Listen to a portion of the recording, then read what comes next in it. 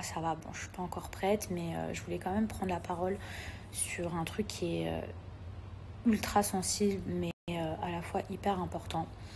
Donc je sais qu'il y a énormément de gens qui n'ont pas arrêté de me taguer. Mila, pourquoi tu parles pas? Mila, pourquoi tu donnes pas ton avis concernant Ilan? Alors je crois que c'est aujourd'hui ou hier, j'ai été taguée dans une vidéo où j'avais fait une interview. À l'époque, c'était en août 2019, soit un mois après le cross. Et il y a plein de gens qui pensent que cette vidéo, elle date il y a genre quelques jours. Alors que pas du tout. À l'époque où j'ai fait cette interview, j'étais très en colère contre Ilan. Et on sait ce que la colère peut provoquer et vous allez comprendre. Concernant cette interview, déjà c'était hyper frais et moi j'étais très énervée contre Ilan à l'époque parce que, je le rappelle, j'étais chef du reste du monde et j'avais décidé d'immuniser, en gros de sauver Ilan. J'avais carrément mis une carte sur lui pour qu'il soit intouchable et ça avait déplu à toute ma famille parce que toute ma famille voulait éliminer Ilan. Et en fait le lendemain, Ilan, après que je lui ai donné ma carte d'immunité, a fait un complot pour m'éliminer. Donc c'est pour ça que je l'ai vraiment eu en travers de la gorge. Ceux qui ont suivi un petit peu mon actualité, les histoires avec Ilan, il est vrai que pendant un an, on ne s'est plus parlé par rapport à cette histoire de trahison. La suite, c'est qu'on s'est retrouvés dans Les Princes en 2019 où c'était la guerre. Ensuite, on s'est retrouvés dans le cross en 2020 et ensuite, on a fini par se réconcilier et on a même décidé de vivre ensemble. Donc voilà, cette interview qui sort et qui circule, j'étais très énervée à l'époque contre Ilan et j'avais pas compris en fait comment il avait pu me trahir, comment il avait pu se retourner contre moi.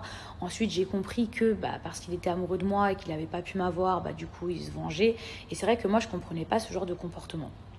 Maintenant, il y a une différence entre quelqu'un qui se venge, qui fait de la merde, et un violeur. Je ne vais pas défendre l'indéfendable. Moi, je cautionne pas du tout certains comportements qu'Ilan a pu avoir ou même certaines choses qui ont pu être dites à son sujet, il prend des filles en photo à leur insu, etc. etc. Ok, tout ça, c'est pas bien. Sur ça, je suis d'accord avec vous, même si encore faut-il le prouver. Mais encore une fois, il y a une différence entre quelqu'un qui va prendre des photos à votre insu et un violeur. Vous voyez, quand vous êtes au tribunal, quelqu'un qui a frappé quelqu'un et quelqu'un qui a tué quelqu'un n'est pas jugé de la même façon. On est d'accord ? Maintenant, j'ai vécu avec Ilan. Donc, il y a beaucoup de personnes qui m'ont tagué, qui m'ont mentionné, qui m'ont dit « Mila, si tu as vécu avec lui, tu dois en savoir des choses. Si tu parles pas, c'est parce que tu en sais des choses. » Alors, si je parle pas, c'est parce que justement, il n'y a rien à dire. Moi, j'ai vécu avec Ilan. Effectivement, des filles, j'en ai vu à la maison et j'en ai pas vu qu'une. J'en ai vu des dizaines, des centaines. J'en ai vu 5 par jour défiler et croyez-moi que ces filles-là, elles étaient toutes consentantes. J'ai jamais entendu quelqu'un hurler, crier à l'agonie, demander au secours, demander de l'aide. Déjà, ça, je peux vous le garantir, je peux vous le certifier. Je parle uniquement, moi, de ce que j'ai vu quand je vivais avec lui. Et croyez-moi que je pense très bien connaître Ilan. Maintenant, ce que j'ai dit dans une interview quand j'étais énervée contre lui suite à une trahison où j'avais jamais vécu avec Ilan, ce sont deux choses différentes. Aujourd'hui, je connais Ilan. J'ai vécu avec lui, j'ai passé des mois avec lui, j'ai été sa colocataire. Je peux parler de ce que j'ai vu. Une fois, je le répète, que ce soit clair vraiment dans la tête de tout le monde, moi, je ne soutiens pas les choses qu'il a pu faire dans le passé, c'est-à-dire mal se comporter avec certaines jeunes femmes, etc. Mais encore une fois, mal se comporter, ça fait peut-être de lui un goujat, ça fait peut-être de lui une mauvaise personne, mais ça ne fait toujours pas de lui un violeur. Vous savez que je n'aurais même pas pris la parole si, par exemple, je pensais que le quart de ce qui a été dit sur lui était vrai. Si je prends la parole aujourd'hui, c'est parce que je suis convaincue que Ilan est innocent. Mais vous allez comprendre pourquoi j'en suis convaincue. Je pense que vous allez aussi comprendre pourquoi je vous dis que la haine, ça provoque beaucoup de choses et ça peut engendrer beaucoup de mal. Même parfois un mal qui peut-être sera irréparable. C'est d'être 100% transparente avec vous. Et je sais que toutes les révélations que je vais vous faire là, ça va tellement couler d'encre. Mais si je le fais pas, en fait, je pourrais plus me regarder dans un miroir. J'ai lu, j'ai vu, j'ai entendu beaucoup de choses circuler à propos de cette histoire, à propos de cette vidéo, où les gens disaient « oui, j'ai entendu parler d'une certaine vidéo », ou d'autres personnes disaient « oui, j'ai vu cette fameuse vidéo », etc. Et d'ailleurs, on se demande pourquoi ils en parlent que maintenant, ils n'en ont pas parlé avant. Mais bon, bref, ça, c'est encore une autre histoire. À la limite, je ne veux même pas rentrer là-dedans. Maintenant, moi, je vais vous dire une autre vérité. Cette vidéo, je l'ai vue. Oui, je l'ai vue, cette vidéo. Quand Ilan témoigne à TPMP en disant « il n'y a aucune vidéo où j'agresse quelqu'un sexuellement qui existe », c'est vrai. Dans cette vidéo, il n'a absolument pas agressé qui que ce soit sexuellement ou même physiquement ou même verbalement. Au moment où on m'a montré cette vidéo, la personne qui détenait cette vidéo et qui a filmé cette vidéo D'accord, qu'on soit clair, parce que dans cette vidéo, on parle de 3 personnes, mais il y en a bien une 4e qui filme, vous êtes d'accord? Et vous serez aussi d'accord que si soi-disant il y avait des mineurs et que si soi-disant il y avait une agression, bah, la personne qui filme, elle est complice. J'ai pas envie de dénoncer cette personne qui a filmé, même si je pense que vous savez tous de qui on parle. Je pense que cette personne-là, il est temps qu'elle prenne ses responsabilités, qu'elle assume ses erreurs, que cette personne-là était énervée à cette époque et a essayé de monter la tête contre tout le monde, la tête de tout le monde contre Ilan. Dans cette vidéo, il n'y a aucune agression, je le répète, je l'ai vu de mes propres yeux, il n'y a aucune agression. Cette vidéo, je vous le répète, je l'ai vue. Je ne prendrai jamais le risque de prendre la parole, de défendre un violeur et de me mettre dans une telle situation s'il y avait eu un viol, je vous le dis. Je vais vous dire où est-ce qu'il est le vrai problème. C'est que quand cette personne-là, elle m'a montré la vidéo, elle nous a montré la vidéo, il y avait tellement rien qu'elle a été obligée d'en rajouter. Elle a été obligée d'en rajouter, mais sur des on-dit, des choses que elle-même ne pouvait pas prouver. Ouais, mais de toute façon, vous ne savez pas ce qui s'est passé après. Nous, on était là, bah vas-y, c'est passé quoi après? Ah ouais, mais truc de fou ce qui s'est passé après.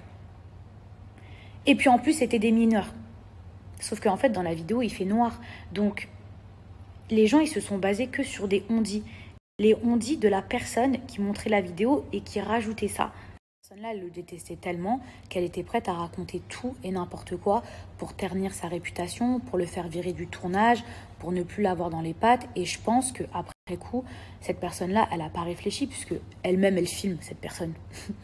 Elle n'a pas réfléchi aux conséquences et elle ne pensait pas que 2 ans après, ça referait une telle histoire. Alors que oui, quand on raconte des choses comme ça, quand on porte de telles accusations sur quelqu'un, eh ben, effectivement, il y a bien un moment où en fait, ça allait mal finir. Expliquer pourquoi j'ai jamais pris la parole et pourquoi j'ai pas cru cette personne. Déjà parce que les deux, ils étaient en guerre. Et qu'en plus de ça, cette vidéo, elle ne prouvait rien. À part ce que lui avançait. Et je sais très très bien qu'il était capable de raconter n'importe quoi pour pouvoir faire virer Ilan. Tout simplement parce que les deux, ils étaient en guerre. Que moi, après coup, je peux comprendre que les gens qui ont entendu parler de cette vidéo ou que c'est venu à leurs oreilles, ouais, mais tu sais quoi, à ce qui paraît, il les a violées ou à ce qui paraît, elles étaient mineures, etc. Mais c'est normal que les gens ils aient cru. Je pense qu'aujourd'hui, cette personne, après coup, elle s'en veut parce qu'elle s'est pas rendue compte du mal qu'elle faisait, c'est-à-dire qu'elle n'a pas pensé sur du long terme, elle s'est juste dit, vas-y, je vais faire virer Ilan et puis basta. Elle pensait pas que 2 ans après, il allait avoir des trucs de la police, de trucs de nanana.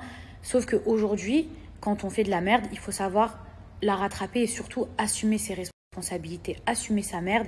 Et j'espère que la personne en question, si elle regarde mes vidéos, j'espère qu'elle assumera, qu'elle prendra la parole et qu'elle rétablira la vérité.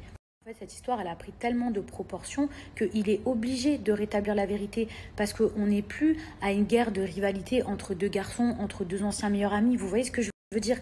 Là, c'est parti tellement loin que, en fait, il faut rétablir la vérité avant que ça n'aille encore plus loin.